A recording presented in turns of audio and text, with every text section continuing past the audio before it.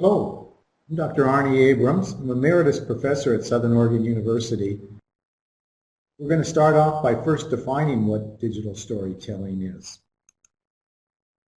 So my definition of digital storytelling is a little bit broader than perhaps you might find in other places. I just define it as sharing stories through words, pictures, video, and audio. And they are often short stories, typically between 1 and 5 minutes long, and often autobiographical.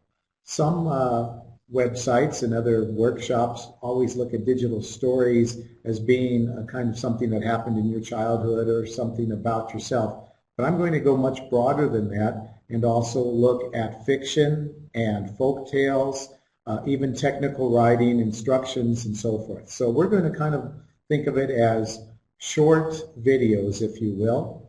And I should also note that they don't have to be created by shooting video first. We can start with stills or even artwork.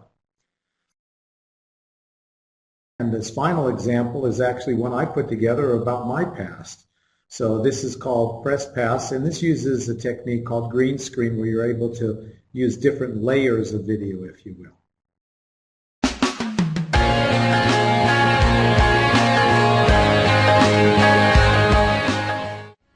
Back in the 20th century, when I was in high school, there were no laser printers, inkjet printers, or personal computers.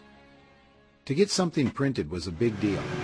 You needed to get access to a commercial printing press.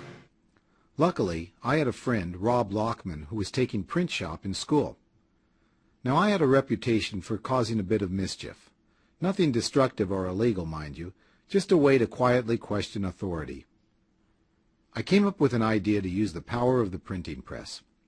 I had Rob print me up an official-looking press pass. My idea was to get special access to concerts. Living in L.A., there were lots of concerts to choose from. I didn't believe the press pass would get me into the concerts, just closer to the stage or that ultimate nirvana, a backstage pass. We had a make-believe editor, J.R. Williams, sign the pass for a make-believe newspaper, the Valley Tribune. The concert scene was pretty naive back then.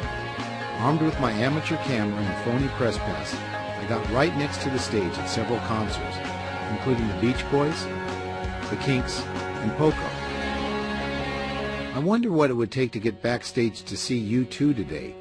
I know my press pass undoubtedly wouldn't work, but I still keep it in my wallet, just in case.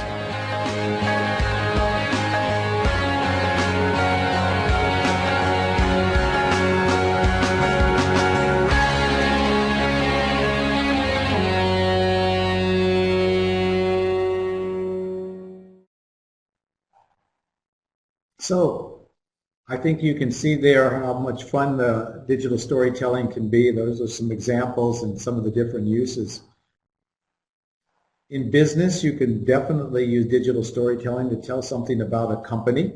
And that's a whole other movement, is that a lot of businesses are using digital stories to talk about their customers, the founder of the company, different profiles of their products, etc. It brings something to life.